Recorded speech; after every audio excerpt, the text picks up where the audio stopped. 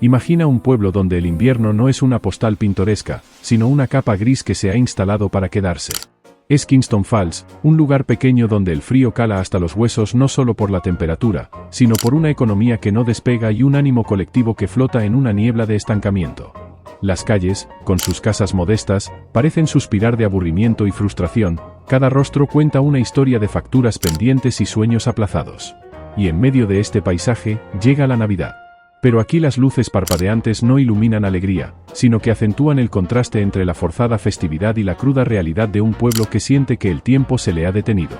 Es justo en este escenario, perfecto para un drama sombrío, donde algo extraordinariamente tierno y a la vez monstruoso está a punto de estallar. Porque bajo la superficie de esta rutina deprimida se está incubando una tormenta perfecta de caos, una que va a mezclar los ronroneos más adorables con los chirridos más aterradores. Esto no será un cuento de hadas, ni un susto simple, será una mezcla extraña y electrizante de comedia negra, terror desenfrenado y una sátira mordaz sobre una sociedad que, tal vez, ya estaba un poco podrida por dentro mucho antes de que llegaran las criaturas. En este mundo gris, la figura de Rand Peltzer destella con una torpeza esperanzadora. Es un hombre de sonrisa amplia y corazón enorme, un inventor casero cuya mente bulle con ideas que, sistemáticamente, fracasan en el mundo real. Su taller está lleno de artilugios que prometían revolucionar la vida cotidiana pero que solo terminaron acumulando polvo, un cortador de huevos duros, un despertador que te persigue por la habitación. Cada chiste fácil sobre sus inventos esconde un pequeño nudo de presión económica, la sensación de que su familia, su paciente esposa y su hijo Billy, que trabaja en el banco del pueblo, merecen algo más, algo mejor. Es esa desesperación silenciosa, esa necesidad de proveer un milagro, la que lo lleva hasta los callejones más oscuros de Chinatown, lejos de la decoración navideña familiar. No va en busca de un regalo cualquiera, sino de una oportunidad, de un golpe de suerte que pueda cambiar su suerte. Y en una trastienda lúgubre y llena de sombras, entre el aroma a incienso y misterio, su mirada se encuentra con una jaula. Dentro, unos ojos grandes y bondadosos lo miran desde un montón de pelaje suave y orejas enormes. Es el contacto más puro con algo que desconoce por completo, un misterio ancestral que viene con 3 reglas simples y una advertencia susurrada por un viejo tendero. Rand solo ve la ternura perfecta, la solución a su Navidad gris, la sonrisa en la cara de su hijo. En su entusiasmo, no alcanza a comprender que acaba de comprar, no solo una mascota exótica, sino una bomba de relojería envuelta en una adorable fachada. Ese local en Chinatown no era una tienda, era un santuario custodiado por el Sr. Wing, un hombre cuya mirada parecía cargar el peso de siglos de secretos. El aire era denso, pesado a misterio, y entre las sombras y los objetos extraños, brilló el Gizmo. Una criaturita con ojos que reflejaban una inteligencia antigua y una dulzura tan pura que parecía imposible en un lugar así. Rand, embelesado, supo al instante que era el regalo perfecto. Pero el Sr. Wing fue una pared de resistencia solemne. Su negativa a venderlo no era un gesto comercial, sino una advertencia profunda, un intento de proteger al mundo de algo que no comprendía. Fue la intervención de su nieto, un chico movido por la codicia occidental que vio en Rand a un turista fácil, la que torció el destino. En una transacción clandestina, al margen de la sabiduría del abuelo, Gizmo cambió de manos. Y justo antes de que la jaula saliera por la puerta, el viejo tendero, con una resignación funesta, entregó las 3 reglas como un oráculo condenatorio: nunca la luz brillante, especialmente el sol, nunca el agua, y jamás, jamás darle de comer después de la medianoche. Esas palabras no eran instrucciones de cuidado, eran un presagio, la estructura misma de la tragedia por venir. Cada una sonaba como el tic-tac de una bomba que Rand, en su felicidad, no podía ni quería escuchar. El regalo llega a las manos de Billy, el hijo de Rand, que es el polo opuesto a la caótica inventiva de su padre.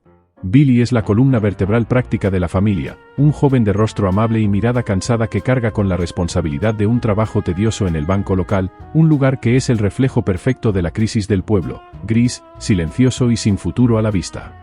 Su coche, un cacharro que se niega a arrancar con fiabilidad, es más que un vehículo defectuoso, es un símbolo persistente de la mala suerte que parece perseguirlos, de la sensación de no poder avanzar. Su compañía más fiel es Bernie, su perro, que representa la simple y pura lealtad en un mundo complicado. Y a pesar de las chisteras humeantes y los inventos fallidos, el vínculo con su padre, Rand, está tejido de un afecto genuino y una paciencia amorosa. Billy no sueña con grandes aventuras, sueña con salir adelante, con que su padre tenga un éxito, con un poco de paz. Cuando recibe a Gizmo, esa bola de pelo con ojos curiosos, no ve un misterio ancestral, sino un destello de alegría inesperada, un rayo de calor en su existencia monótona. Es esa bondad cotidiana, esa naturaleza protectora, la que lo convertirá en el guardián perfecto, y a la vez en la víctima propiciatoria, cuando el paraíso adorable que acaba de entrar en su vida comience a desmoronarse. La vida de Billy y Gizmo se desenvuelve en el microcosmos de Kingston Falls, un pueblo habitado por personajes que son ecos amplificados de sus propias frustraciones. Está Pete, su mejor amigo, cuya curiosidad natural está teñida de una imprudencia infantil. Es el tipo de persona que no puede resistirse a presionar un botón con una señal de no tocar.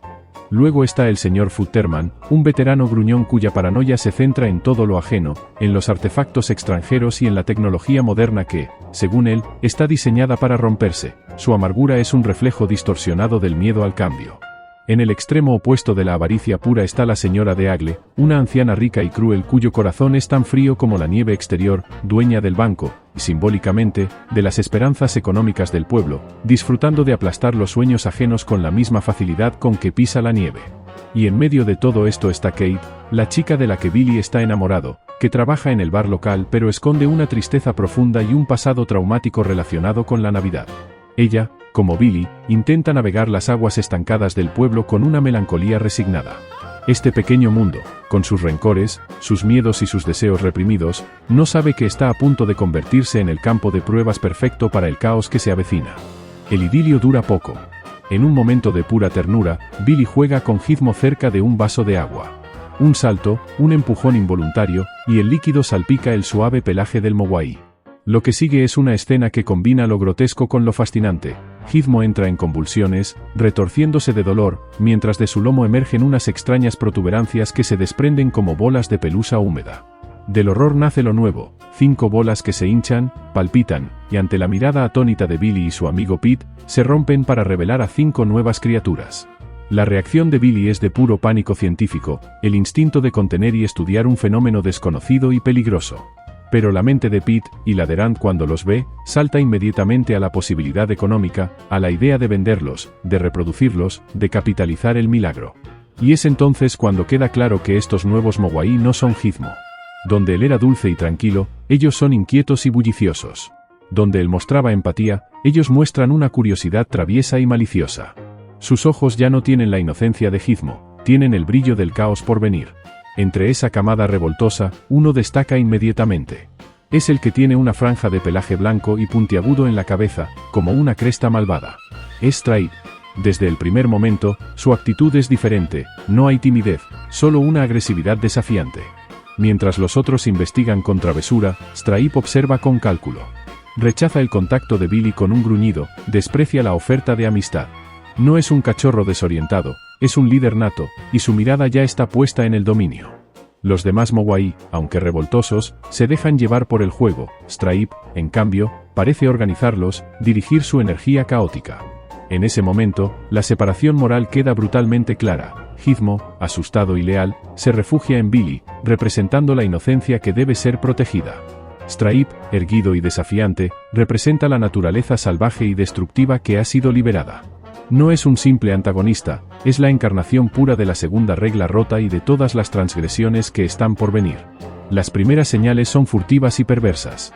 Billy encuentra a su perro, Bernie, colgado de las luces navideñas en el techo, aturdido pero vivo, víctima de una broma cruel que trasciende lo infantil.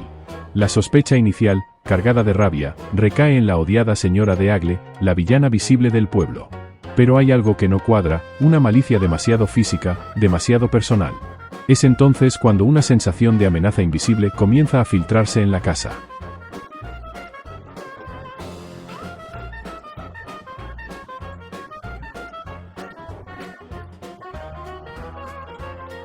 Mientras tanto, Kingston Falls sigue sumido en su letargo invernal.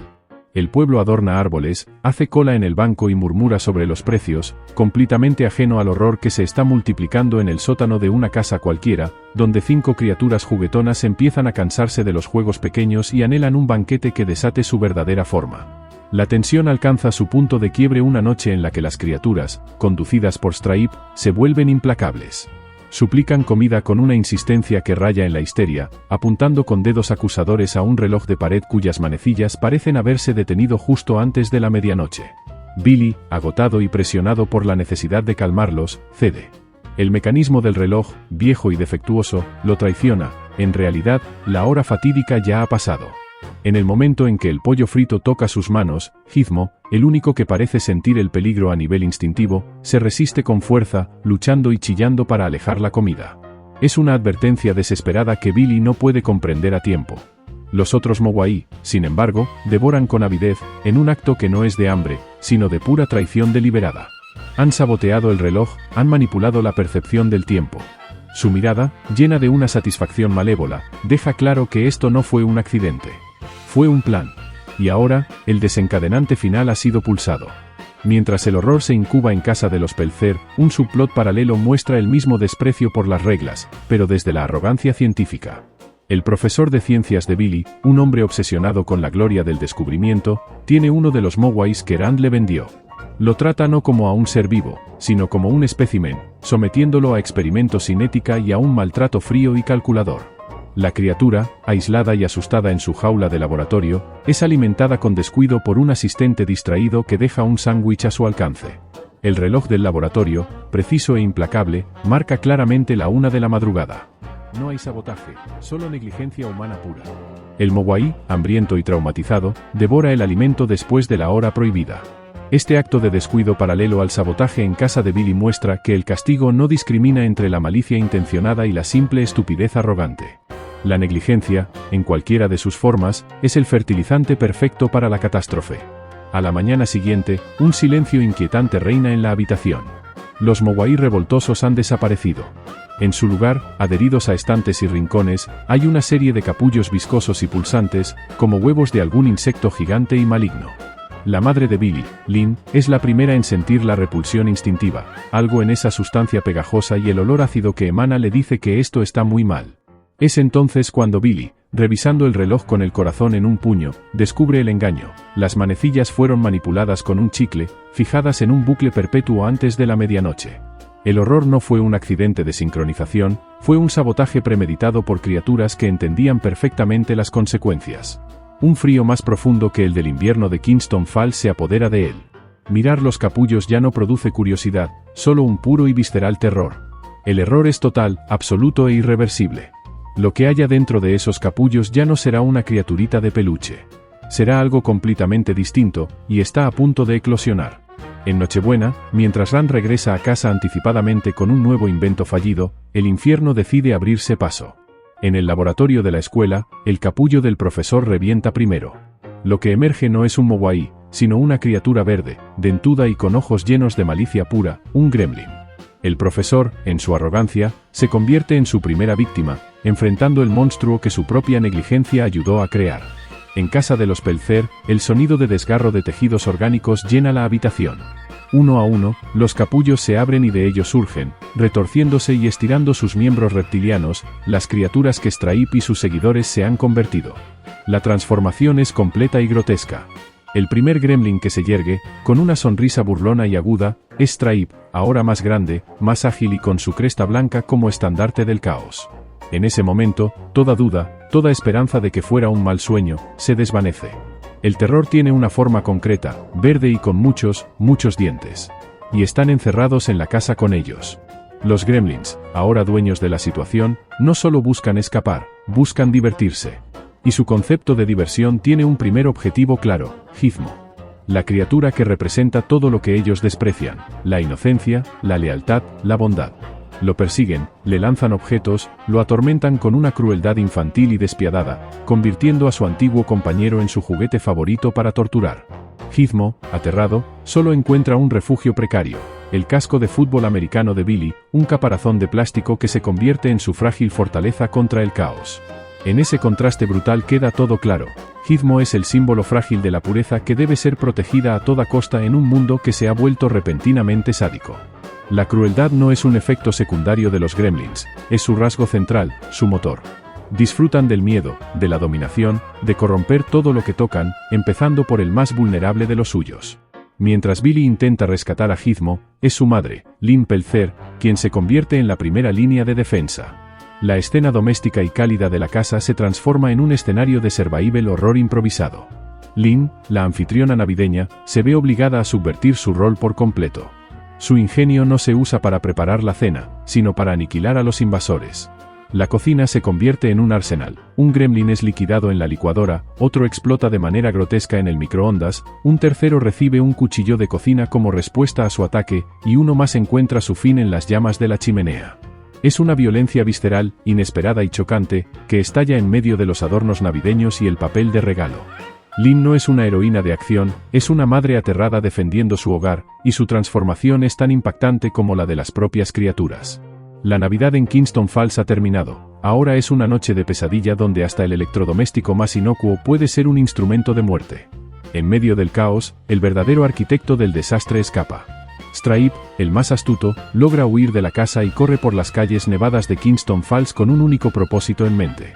Encuentra su santuario en la piscina climatizada del Inca.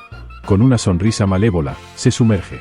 El agua, el elemento prohibido que inició todo, cumple ahora su función más catastrófica.